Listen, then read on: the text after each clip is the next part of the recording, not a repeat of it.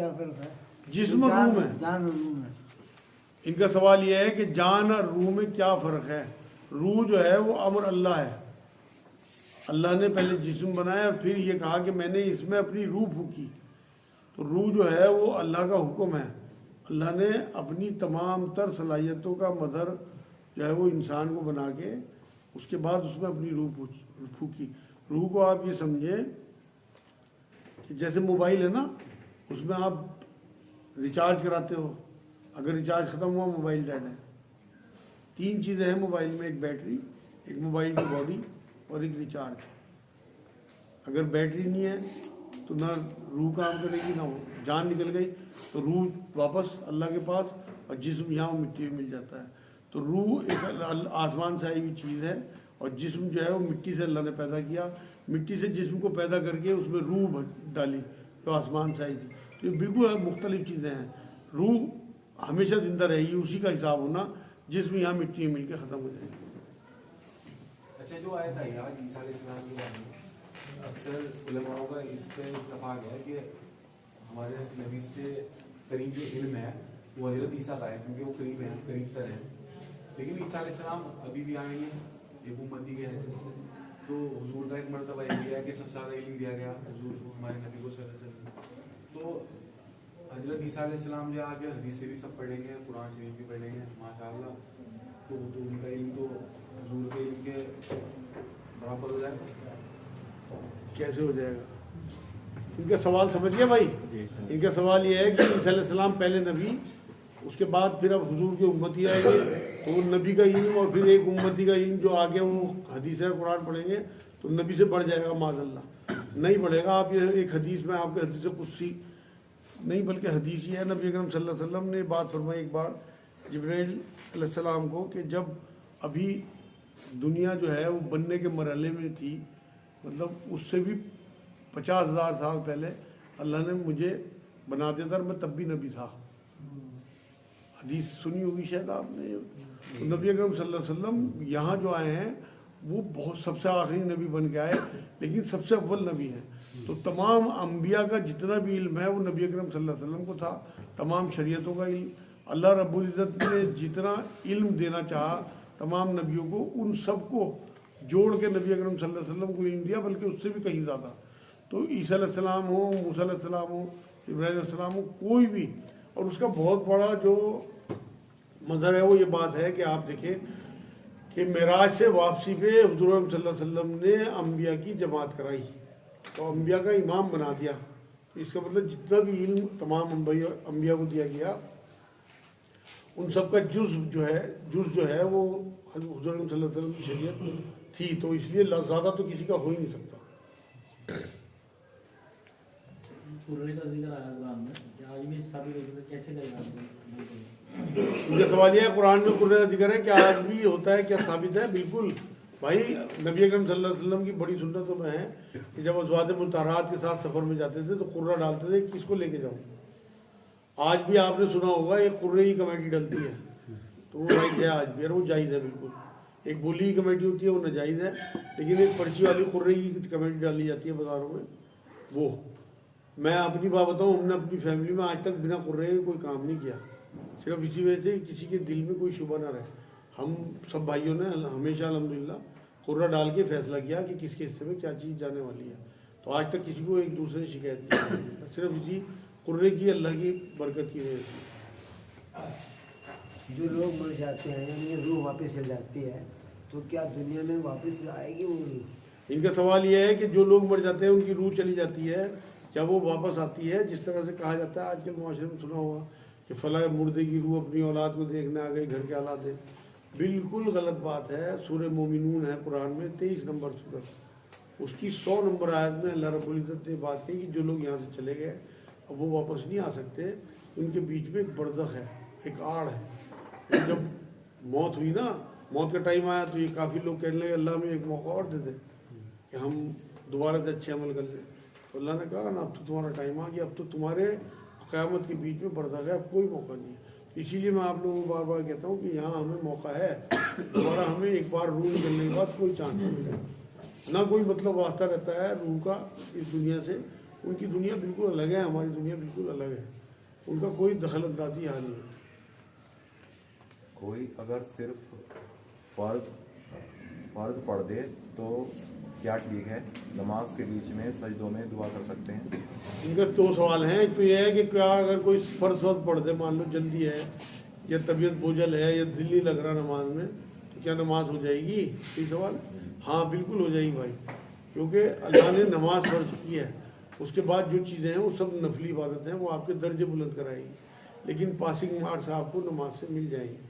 تو کبھی ایسا ہو آپ کو سردی لگ رہی ہے، آپ کو باہر نکلنے کا موڈ نہیں ہے، آپ گھر پہ نماز پڑھ رہے ہیں، آپ کا دل بھی نہیں لگ رہا نماز میں، تو آپ کم سے کم اپنے جو اللہ کی طرف سے آپ کے اوپر فرض ہے اسے پورا کر دیں، کہ نماز جو ہے وہ پوری کر دیں، جس سے کہ آپ چھوڑنے گناہ سے بچ جائیں۔ حالانکہ آپ نے اپنا بہت بڑا نقصان کیا، مسجد پہنچ کے باجماعت آپ پڑھتے تو 27 گنا زیادہ ثواب ملتا آپ کو، لیکن اگر آپ نے جان بوجھ کے ایک نماز چھوڑ دی تو اس حدیث پاک میں آتا ہے کہ ایسے لوگوں کا نام دوزخ کے دروازے پہ لکھ دیا جاتا ہے۔ تو اس لیے یہ تو کر ہی لیا کریں، آپ کسی کو نہ بتائیں۔ مان لو کوئی مجبوری ہے، طبیعت خراب ہے، نہیں طبیعت چاہ رہی نکلنے ہو گھر سے، نہیں طبیعت چاہ رہی، تو کم سے کم چھوڑنے گناہ سے بچ جاؤ۔ تو بالکل آپ یقین کریں کہ سنتیں ہوں نفل ہوں، ان سے آپ کے درجے بلندی ہے، انٹری آپ کو جنت میں فرضوں سے مل جائے گی، لیکن اوپر جو درجے ملیں گے وہ آپ کو سنتوں سے اور نفلوں سے ملیں گے۔ نبی اکرم صلی اللہ علیہ وسلم کی حدیث پاک بھی یہی ہے کہ رکعت جو ہے 12 رکعت جو ہے انہیں نہیں چھوڑنی چاہیے، تو سنتیں پڑھنی چاہیے الحمدللہ، جب بھی موقع ملے بالکل سنتیں پڑھا کرو، کبھی مجبوری ہو تو چھوڑ بھی دیا۔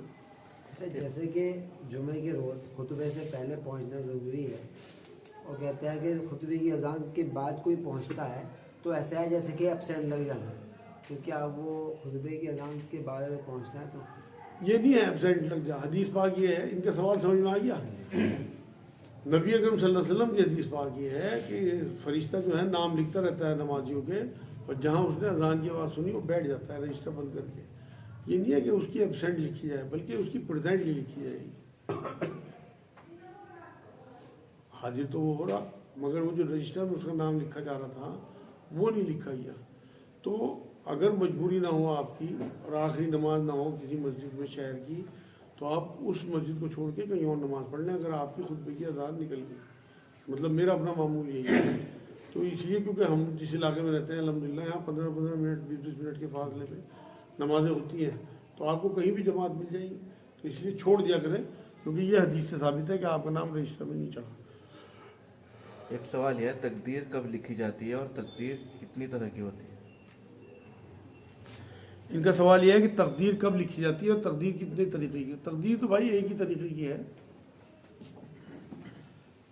یہ صحیح مسلم کی حدیث پاک ہے کہ انسان کے مطلب اس کائنات کو بنانے سے 50,000 سال پہلے اللہ نے تخلیق کیا قلم کو، یہ کہا کہ لکھ، اور اس نے تمام انسانوں کی تقدیریں لکھے، محفوظ ہو گئی لوہے محفوظ میں، سیاہی سوکھ گئی، قلم توڑے جا چکے، سب حدیث سے ثابت ہے۔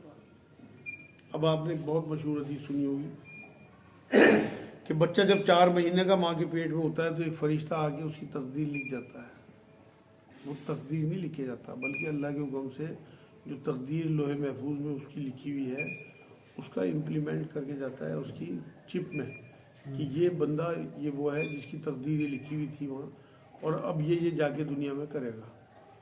تو تقدیر لکھی جا چکی، یہاں اسے آ کے ایک چپ اس کے گلے میں ڈالنی ہے، جو بندہ پیدا ہونے والا ہے اس کی تقدیر کو مطلب ایک طرح سے یاد دہانی۔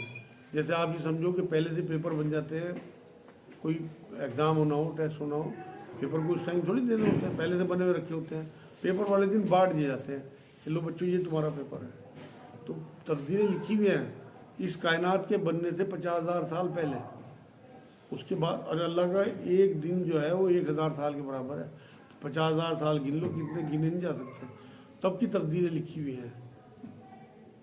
تو اس لیے تقدیر ایک ہی ہے، اس کا امپلیمنٹ یہاں دنیا میں آنے کے بعد پھر ہوتا ہے، لیکن لکھی ہوئی وہ پہلے ہے اور ایک ہی تقدیر ہے۔ اگر تقدیریں اللہ تعالیٰ نے لکھی ہیں تو پھر ہم گناہ گار اور ثواب کے مستحق کیسے ہوئے؟ ان کا سوال یہ ہے کہ اگر اللہ نے تقدیریں لکھی ہیں تو ہم گناہ گار اور ثواب کے مستحق کیسے ہوئے؟ भाई ये सवाल बहुत बार आ चुका और मैं पहले भी जवाब दे चुका। अल्लाह ने तकदीरें इस तरह नहीं लिखी कि जबर करके तकदीर लिख दी हो। अल्लाह ने एक रूह बनाई, उसे एक छूट दी कि तेरी ज़िंदगी 93 साल है।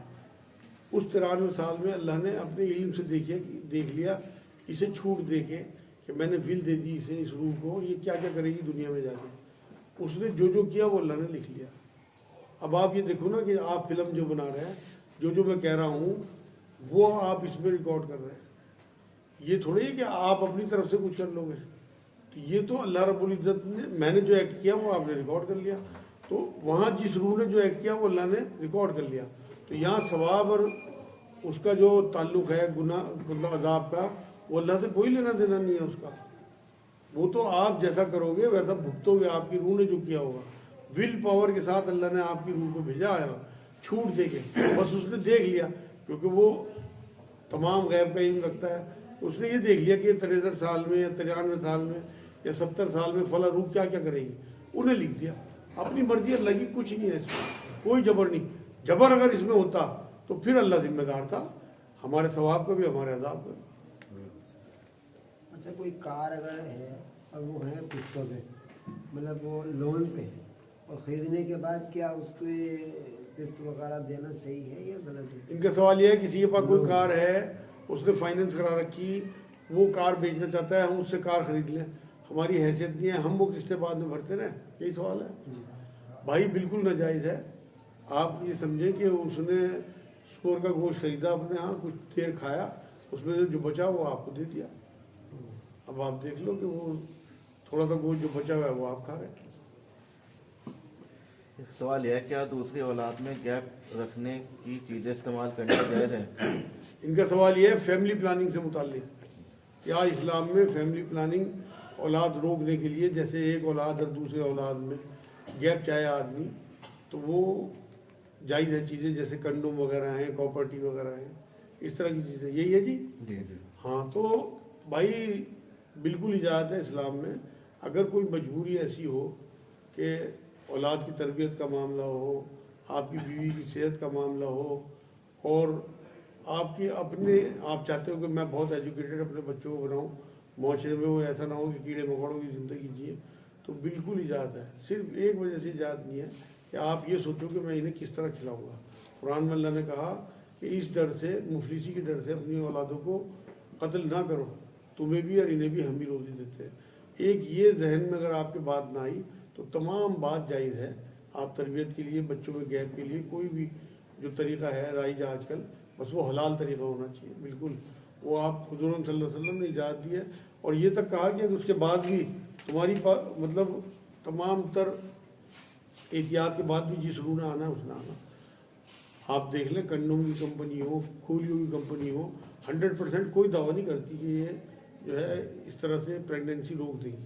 80% 90% तक लोग दावा करते हैं, लेकिन 100% कोई कंपनी दावा नहीं करती। और ये भी आपने सुना होगा कि कंडोम यूज़ करने के बाद भी लोगों को प्रेगनेंसी हो जाती है, गोलियां खाने के बाद भी, कॉपर्टी लगवाने के बाद भी। तो इसका मतलब जिस रूह ने आना उसे आप रोक नहीं सकते।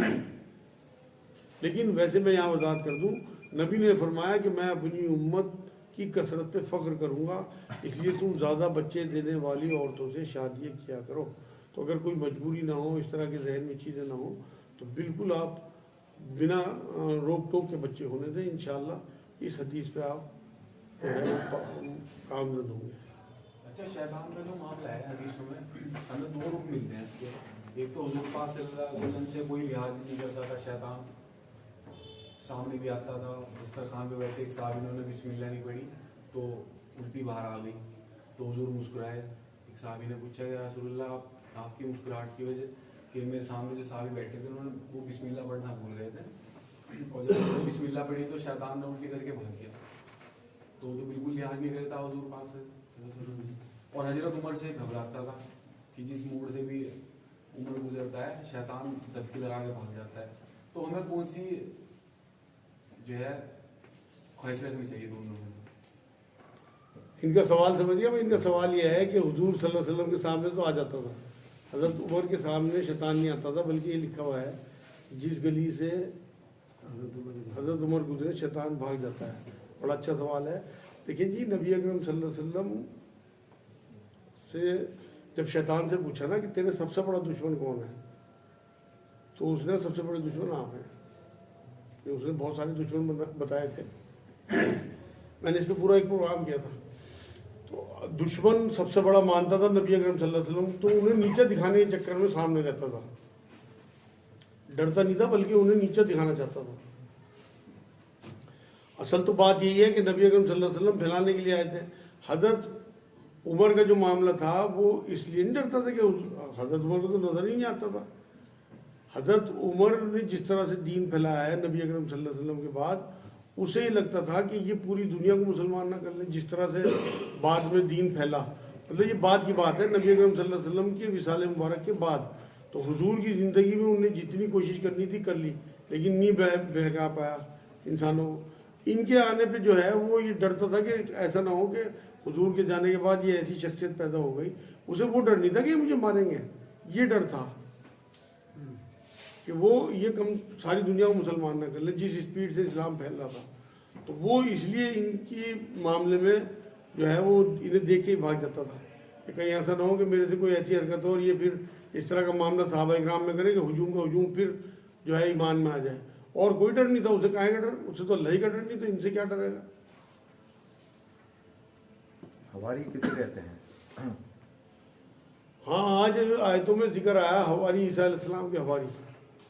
تو حواری کسے کہتے ہیں؟ حواری جو بنا ہے نا وہ حور سے بنا ہے، حور، آپ نے لفظ سنا ہوگا، حوروں کو بہت ذکر کرتے ہیں غیر مسلم حضرات کی۔ حور جو ہے وہ ایک معنی حور کے سفید شفاف کے بھی ہیں لغت میں۔ تو حواری اسے کہتے ہیں جو کریکٹر کا سفید شفاف ہو، صاف ستھرا۔ تو نبی اکرم صلی اللہ علیہ وسلم کے حواریوں، صحابہ یا حضرت عیسیٰ علیہ السلام کے حواریوں جو اللہ کی نظر میں چڑھ گئے، جنہیں اللہ نے پاک صاف کر دیا، سفید شفاف کر دیا، وہ سارے حواری ہیں۔ ان کے ساتھیوں کو حواری کہا گیا، اور نبی اکرم صلی اللہ علیہ وسلم کے ساتھیوں کو صحابی کہا گیا۔ اسی طرح تمام انبیاء پہ جو ایمان لاتے ہیں وہ سارے حواری ہیں، وہ سفید شفاف لوگ تھے کریکٹر کے۔ شکل چاہے حضرت بلال کی ہو، کریکٹر اندر شیشے جیسا۔